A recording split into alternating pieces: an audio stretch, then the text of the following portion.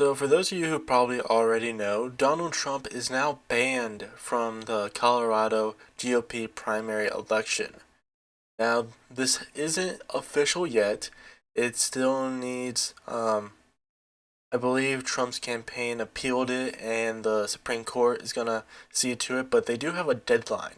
But they do have a deadline of January 4th or the 5th. I'm not entirely sure, but it's around that time. So they got at the time of this recording a few days to really look it over and see if it's justified or not. But as of right now, he is banned from the election, and they need to get it done by the 4th or the 5th because that's around the time where they actually had to put out ballots for the GOP primary elections. Now, again, I see some people getting confused by this when they're talking about it. Donald Trump is not banned from the overall election.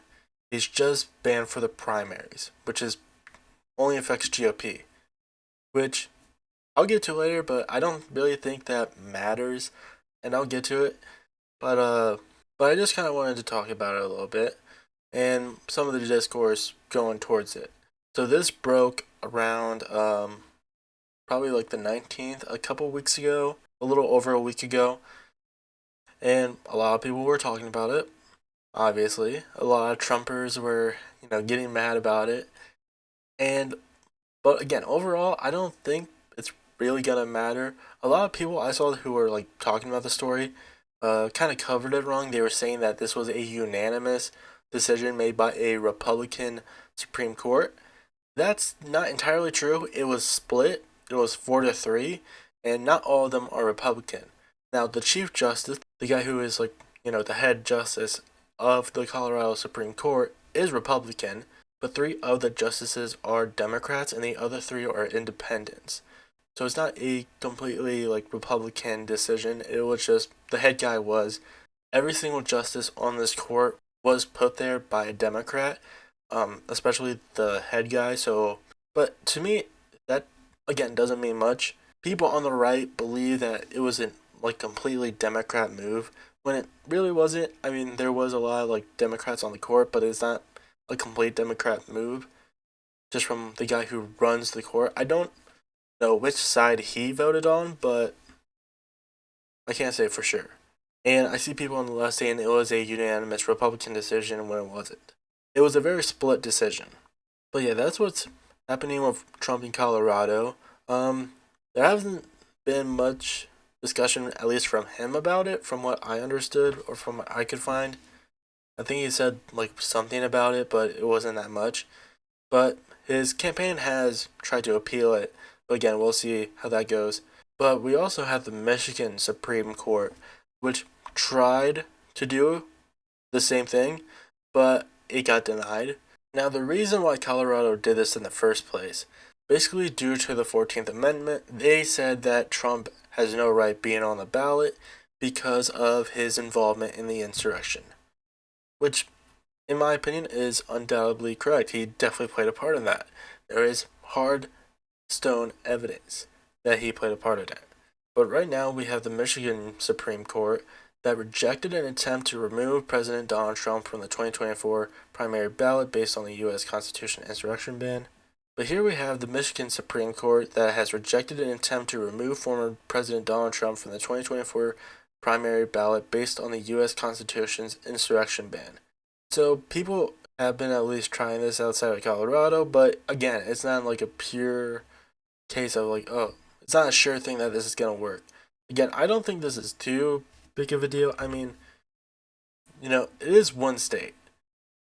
And I feel like, at least with how like Trump is favored by the GOP compared to other candidates, I don't think one state is really going to make a difference to him winning the overall primary, especially with the fact that like he's still very popular with the GOP and he has not been to a single one of the debates.